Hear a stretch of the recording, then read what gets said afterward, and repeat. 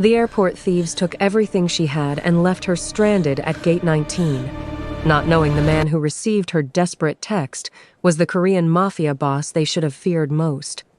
The fluorescent lights of Incheon International Airport never stopped humming. The departure boards clicked and refreshed, showing flights to Lagos, London, New York. Most travelers moved through security with practiced ease, passports in hand, tickets ready. But not Zuri Okafor. She stood frozen at Gate 19, her gray hoodie damp with cold sweat, her hands shaking as she checked her pockets for the fourth time. Empty, all of it gone. Her passport, her wallet. The scholarship letter she'd been carrying like a talisman for 3 weeks. Her flight boarded in 40 minutes. Without that passport, she wasn't going anywhere. The airport staff walked past her without looking. A woman in a red vest asked if she needed directions, then moved on when Zuri couldn't find her voice. She was 17, she was alone, and she was invisible. Her fingers fumbled with her phone, pulling up her brother's contact. Her vision blurred as she typed, "Please, they took everything. I can't get on the plane. I can't get home. I'm at Gate 19. Please hurry." She hit send before she noticed the number looked wrong. 1 digit off. But there was no time to correct it. The boarding announcement crackled overhead in Korean, then English. 35 minutes. Her legs gave out, and she sank onto the cold terminal floor, her colorful sneakers bright against the gray tile. The crowd flowed around her like water around a stone. 3,000 feet above, in the VIP lounge with its leather chairs and complimentary champagne, a phone vibrated on a glass table. Lee Kyung-ho barely glanced at it. Another spam message, probably. He was about to silence it when something in the message preview caught his eye. "Gate 19. Please hurry." He opened it. "Read it once." Twice. What the airport security didn't know, what the theft ring operating in Terminal 2 could never have anticipated, was that the girl sitting alone on the floor had just sent her cry for help to a man who controlled half of Seoul's underworld. A man who had spent 20 years building an empire on the principle that weakness was death and emotion was liability. Kim Dae-woong looked up from his own phone. "Sir?" Kyung-ho's jaw tightened as he pulled up the airport's surveillance feed on his tablet, his fingers moving with surgical precision across the screen. His burgundy silk tie caught the light as he leaned forward, zeroing in on Gate 19's cameras. There, a young girl, afro, gray hoodie, sitting on the floor, clutching a phone like it was the only solid thing left in the world, and for reasons he would spend the next 40 minutes trying to understand, the man who never answered unknown numbers, who never deviated from his schedule, who never involved himself in civilian problems, stood up and said, "We're going to Gate 19. The realization didn't come all at once. It arrived in a sickening, cold wave. Zuri reached into the side pocket of her hoodie, her fingers seeking the familiar worn leather of her travel wallet, but they found only empty fabric and a stray piece of lint. Her breath hitched. She checked the other pocket, then frantically began patting down her jeans, her movements growing more erratic as the seconds ticked by. She knelt on the floor, dumping the meager contents of her backpack onto the terminal carpet, but the passport that held her future and the cash she had saved for a year were gone. The empty space in her bag felt like a void, threatening to swallow her whole. Around her, the airport continued its indifferent hum. At Gate 19, the digital display flickered with the final boarding call, a cruel reminder that time was a luxury she no longer possessed. Every person who brushed past her felt like a suspect, yet she couldn't find the breath to cry out for help. Her throat felt as though it were filled with dry sand. She was a 17-year-old girl, thousands of miles from home, and without those documents, she was effectively a ghost. With trembling hands, she pulled her phone from her chest. Her vision blurred with tears as she navigated to her brother's contact. She didn't have the strength for a call, she just needed him to know. She typed the message with shaking thumbs. "They stole my passport. Gate 19. Please hurry." She pressed send just as her battery icon turned a warning red. her eyes closing as she prayed the signal would find its way across the ocean. Across the terminal, inside the soundproofed luxury of a black sedan, a sleek smartphone vibrated against a mahogany console. Lee Kyung-ho didn't usually check messages from unknown numbers. His life was governed by a strict hierarchy of communication, a wall of subordinates designed to filter out the noise of the world. But something about the notification, a raw, unpolished plea appearing on his private line, caught his eye. He picked up the device, his thumb sliding across the screen. The message was brief, desperate, and sent to a number that was only one digit off from the girl's intended recipient. Beside him, Kim Dae-woong remained stoic, though his eyes sharpened as he noticed the shift in his boss's posture. Kyung-ho stared at the words, Gate 19. He knew that gate. It was the exit for those leaving with nothing but dreams. 10 years ago, he had been the one looking for a way out. Now, he was the man who controlled the doors. Without a word, Kyung-ho tapped a command into a tracking app, watching the red dot pulse at the far end of the terminal. He didn't know the girl, and he certainly didn't owe the world any kindness. But as he looked at the message again, a ghost of a memory of a debt unpaid and a life nearly lost stirred beneath his tailored suit. Dae-woong, Kyung-ho said, his voice a low, dangerous velvet. Change of plans. We're not leaving yet. Kyung-ho's fingers moved with clinical efficiency over his tablet, the screen reflecting in his dark, unreadable eyes. He didn't need to be in the security room to command it. His reach extended into the very wiring of the terminal. With a few sharp taps, he bypassed the public network, slicing into the airport's high-definition surveillance feed. The world of Gate 19 unfolded in a mosaic of digital angles, a sea of travelers frozen in various states of transit. He rewound the footage, his gaze fixed on the girl in the gray hoodie. He watched her movements backward, tracing the ghost of her path, until he found the moment the world shifted. There, near a crowded coffee kiosk, the trap had been set. It was a symphony of misdirection. A man in a high-visibility vest, counterfeit, Kyung-ho noted instantly had bumped into her, apologizing with a flourish that drew her eyes away from her bag. In that heartbeat of distraction, a woman with blonde hair and a designer coat had brushed past, her hand a blurred streak of practiced motion as it dipped into the girl's pocket. Kyung-ho slowed the frame. The thief didn't act alone. He spotted the helpful janitor leaning against a pillar, subtly shielding the handoff with a trash bin. He saw the way the blonde woman slid the leather wallet into a cleaning cart, which was then wheeled away toward the restricted service corridors. This wasn't a crime of opportunity, it was a harvest. Bree Mallory, Kyung-ho murmured, the name tasting like ash. He recognized the signature of the operation, the coordination, the use of low-profile marks, the exploitation of those too afraid to complain to the police.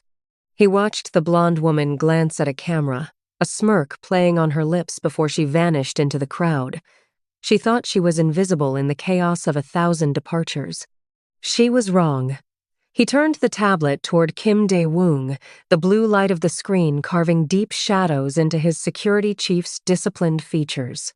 Kyung-ho didn't need to explain the mechanics of the theft. Dae-woong saw the tactical failings of the airport's security and the predatory precision of the ring in a single glance. She's still at the gate, Kyung-ho said, his voice dropping to a low, lethal register. The light in her eyes is going out, Dae-woong. If she leaves that bench without those documents, Mallory's people will pick her up at the exit. They don't just want her passport. They want a girl who doesn't exist on paper. Dae-woong nodded once, his posture shifting into the silent, predatory grace of a man who had spent a lifetime in the shadows of conflict. He adjusted his earpiece, the small blue light flickering like a cold star.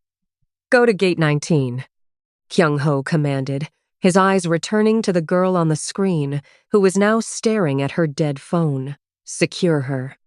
I want to see the face of the woman who thinks she can steal from a ghost under my watch. The shadows cast by the high terminal ceilings seemed to stretch towards Zuri, lengthening as the final boarding calls echoed like a dirge. She remained anchored to the metal bench, her small backpack clutched against her chest as if it could shield her from the reality of being stranded. Every footfall on the polished floor made her flinch, but when a pair of polished black Oxfords stopped directly in her line of sight, she didn't look up. She couldn't. She didn't want to see the face of the officer who would finally tell her to disappear. "Zuri Okafor," a voice rumbled, low and steady. It wasn't the sharp, impatient tone of the gate agent. It carried a weight of absolute, unshakable discipline. Her head snapped up. Standing before her was a man who looked like he had been carved from granite. His black suit was sharp enough to cut, and a small blue-lit earpiece flickered against his temple. He didn't look like a traveler, and he certainly didn't look like airport security. He looked like an apex predator who had decided to stand still. Before she could scramble backward, the man reached into his jacket and pulled out a smartphone. He turned the screen toward her. Zuri's heart skipped a beat as she saw her own words, sent only minutes ago, glowing against a dark background. "They stole my passport. Gate 19. Please hurry." "How did you?" she started, her voice cracking. "Who are you?" "Someone sent me to help you," Kim Dae-woong replied, his expression remaining as neutral as a winter sky. He saw the terror flickering in her wide eyes, the way she was coiled like a spring, ready to bolt into a crowd that wouldn't catch her. Without moving closer, he reached into a side pocket and produced a fresh, unopened bottle of water.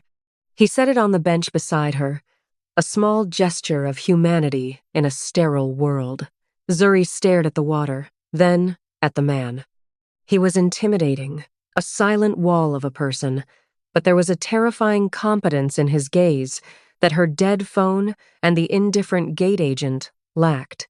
She looked back at the screen of his phone, seeing the digital map and the red dot that marked her exact location. Dae-woong checked the timepiece on his wrist, the movement precise and deliberate.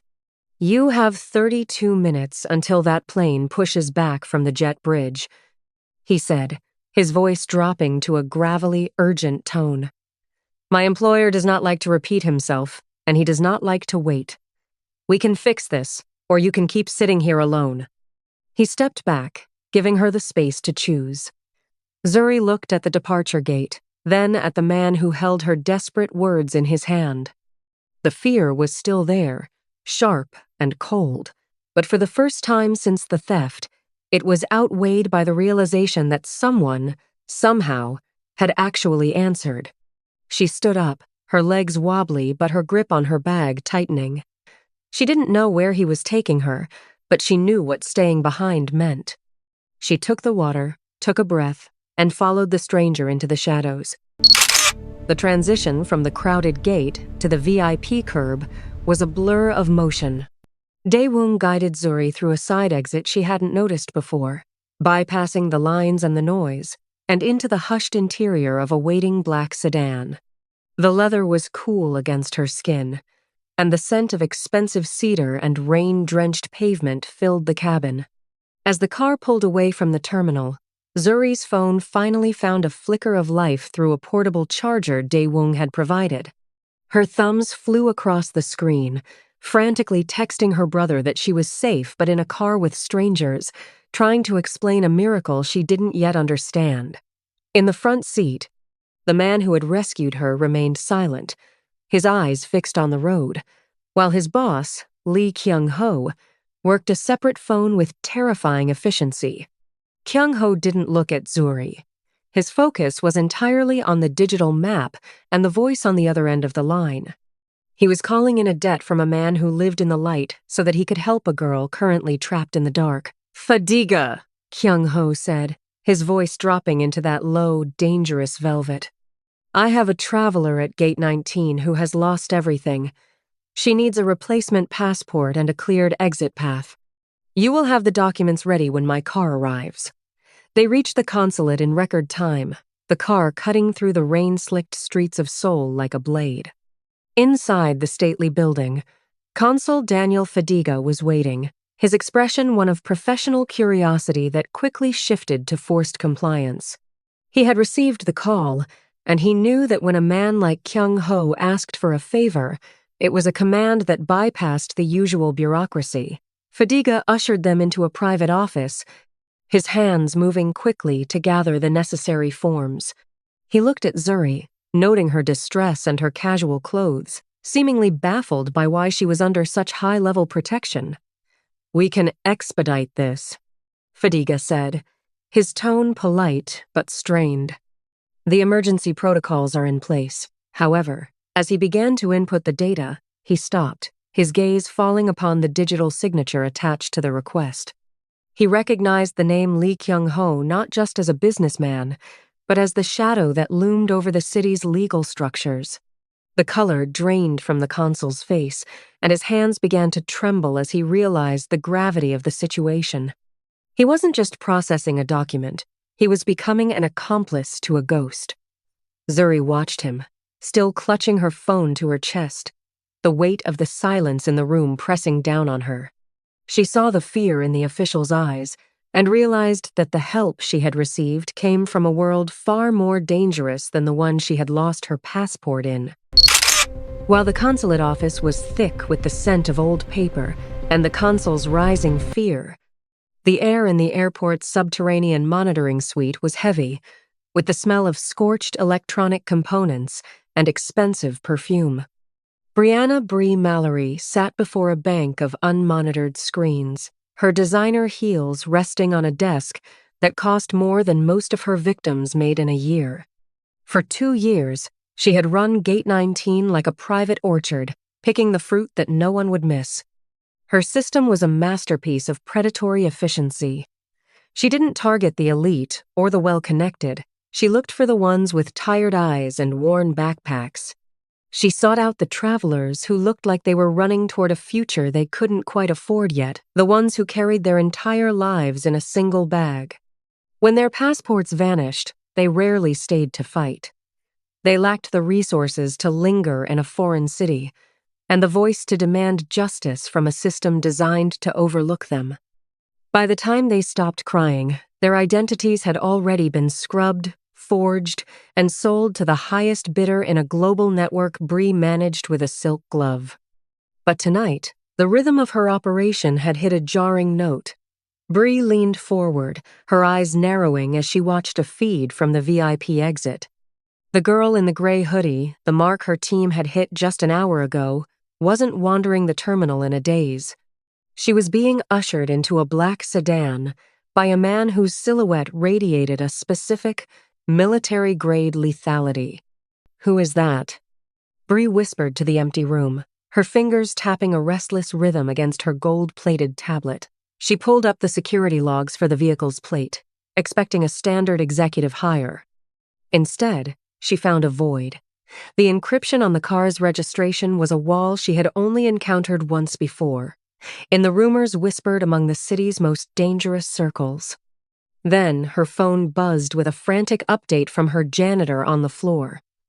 The message was short. "The wolf is in the building." He's looking for the girl's ghost. A cold thrill of genuine fear raced down Bree's spine. She looked back at the screen, at the empty bench at Gate 19 where Zuri Okafor should have been sitting in despair. She had stolen a passport from a girl who had nothing, but in doing so, she had accidentally tripped a wire connected to the most powerful man in the underworld. The realization settled in her gut like lead. This wasn't just a lost document anymore. It was a beacon, and Lee Kyung-ho was following the light straight to her door. Bree didn't close her laptop.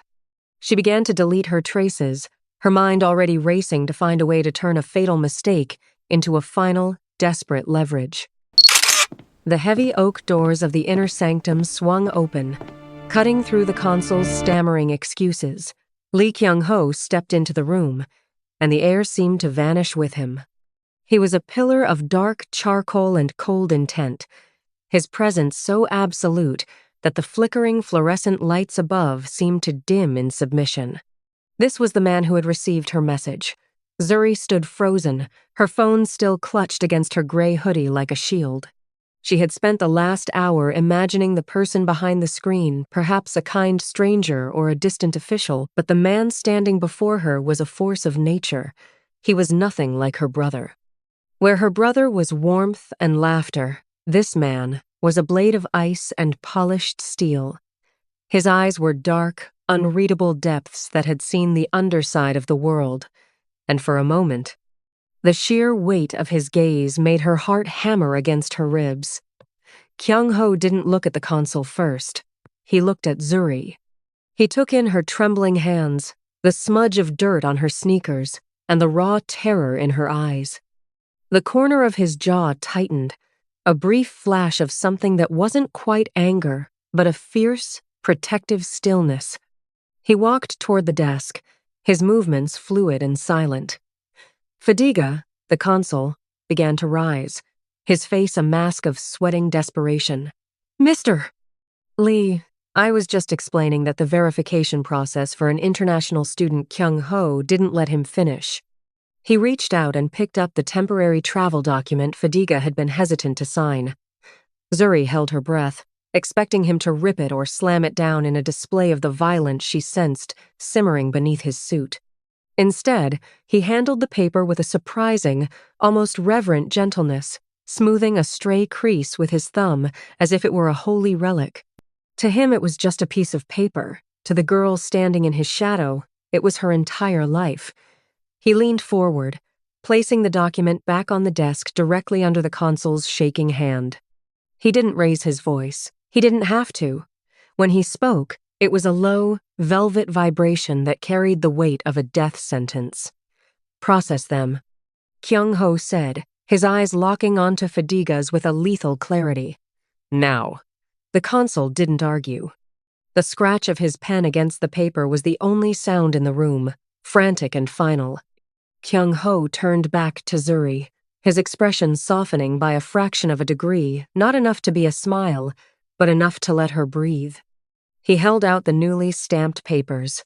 "The flight hasn't left yet, Zuri Okafor," he said quietly. "And I don't intend to let it leave without you." The vibration of Kyung-ho's phone was the only thing that broke the silence of the car as they sped back toward the airport. He didn't flinch when he saw the private message on his screen, a series of encrypted photos from Bree Mallory. They were images of Kyung-ho's men moving through restricted terminal zones, a direct threat meant to cage a predator. Along with the photos came a demand: leave the girl. Return the high-value passports we've already moved to the forgery labs, or I leak these to the ministry. Even a king can't survive a treason charge.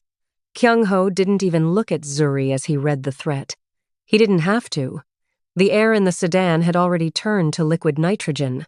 He tapped a single command to Dae-woong, who sat in the front seat like a gargoyle carved from obsidian. "She thinks she has leverage because she plays a game of whispers," Kyung-ho said, his voice a low, terrifying hum.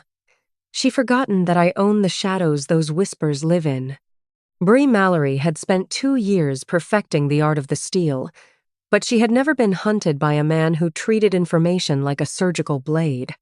While Bree waited in her subterranean office for a surrender, Kyung-ho's network was already dismantling her life. He didn't send gunmen, he sent data. Within 40 minutes, his hackers had bypassed her encrypted servers, pulling the names, home addresses, and bank accounts of every helpful janitor, fake security guard, and corrupt gate agent in her employ. He didn't stop there.